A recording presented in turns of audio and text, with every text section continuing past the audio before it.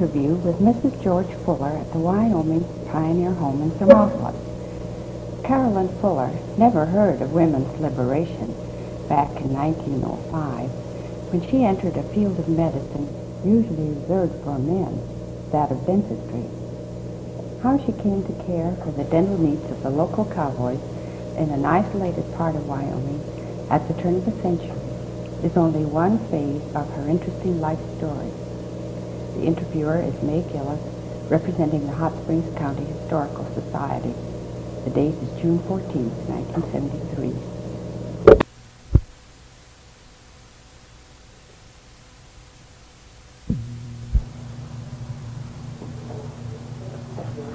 Carolyn, you've had a very interesting life, and I'd like you to tell me about it.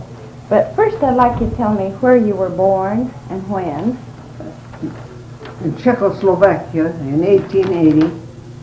And you came to this country with Came your to Omaha, parents? Nebraska When was that? in 83. Well, what was your father's name?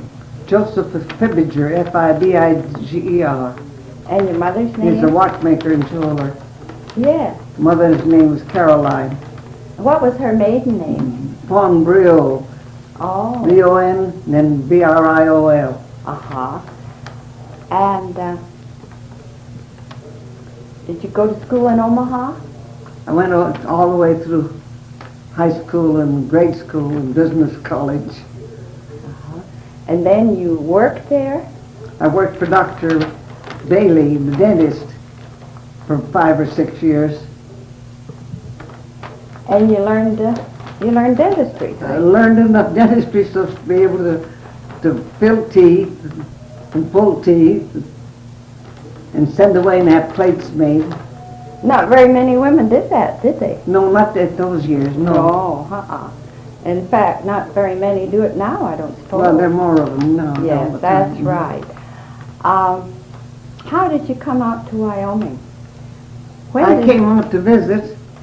I came out in 1904. Came out to visit the Long family at the ranch. And did you like it well enough to come back? I liked her well enough. I got married, of course, met my future husband there, Uh-huh. and came back the following year How did you meet your husband? at a dance. Oh. And I understand you did some dentistry then on your visit. Yes, I did a lot of dentistry. Can you tell me about helping Mr. Oakey? Yes, it was an emergency case.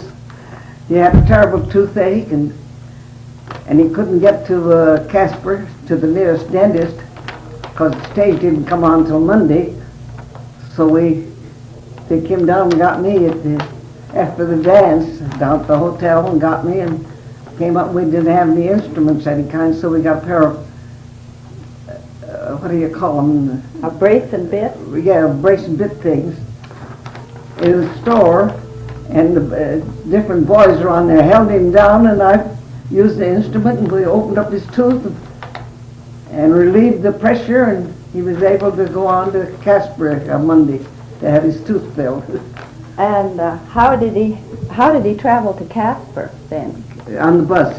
Oh, there was the bus. The bus, yes. How did he manage to stand it without anesthetic?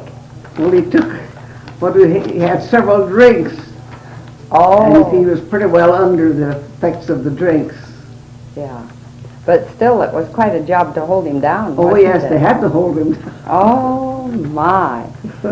So, then that's where you met Mr. Fuller. Yes. And the following year you were married? Huh? The following year you were married? Yes. Can you tell me about that? I was married in Casper. And two other couples were married about the same time. Yeah, and they were married at Lost Cabin, and there was a preacher coming through there, and they were married. But I was married in Casper, and then we came down and then we all celebrated together. Who were these other two couples? It's Dr. Jewell and his wife. Livy Jewell. Willoughby, wasn't it? Yeah, Livy Willoughby. Yeah. Uh-huh. And her sister. Oh, it was her sister. Yeah. Well, you must have had a good time, all of We you had a young wonderful time. folk. We didn't did. you? We danced all night. And Oh, those dances were really something. yeah. Well, then you and your husband were in the ranching business. Huh? You were in the ranching business, Yes. and you had your family was born there. near Born along Lost Cabin. Uh-huh. Can you tell me their names? Huh? Can you tell me their names? Yes. Was Carolyn. Louise was the first one born.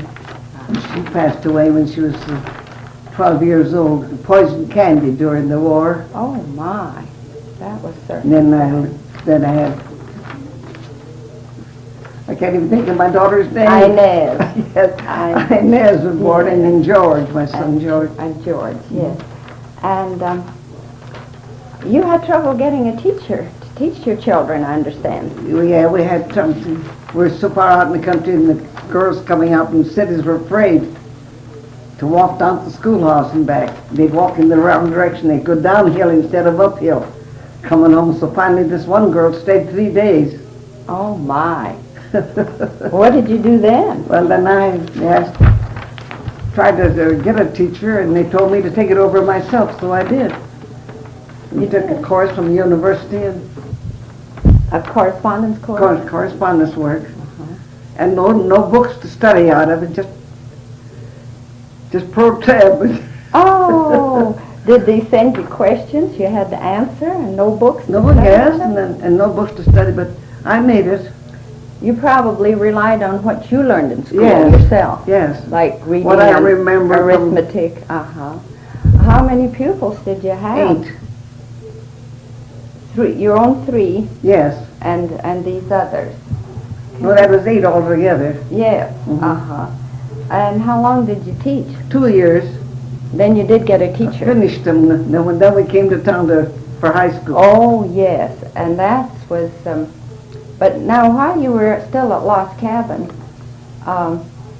you did some dentistry there for the cowboys. Oh, you did a lot of it, yes. They'd Uh-huh.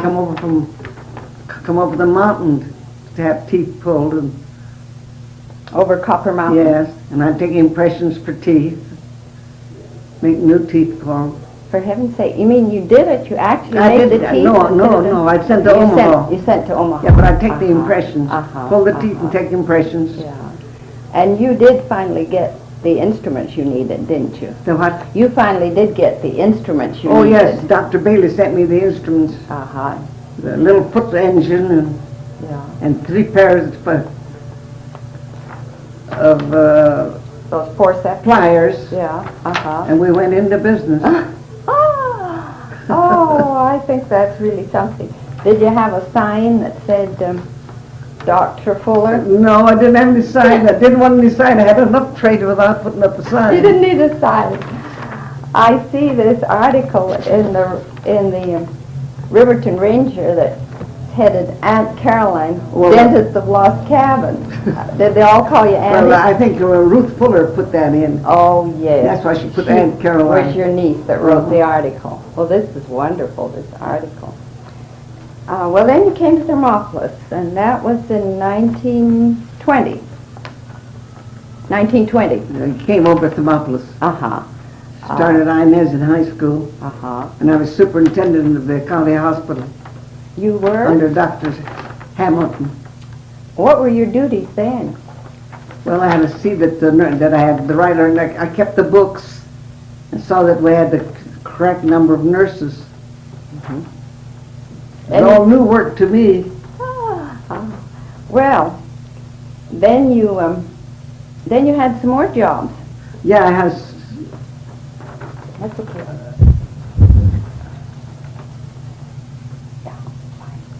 Yes, you had. Yeah, I worked for the 3 different county superintendents of schools.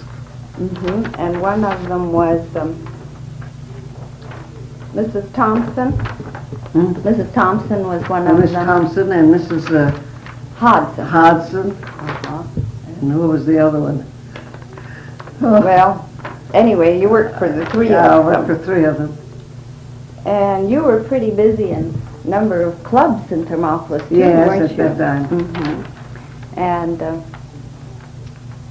then you came to live here at the Pioneer Home. Yeah, Uh-huh.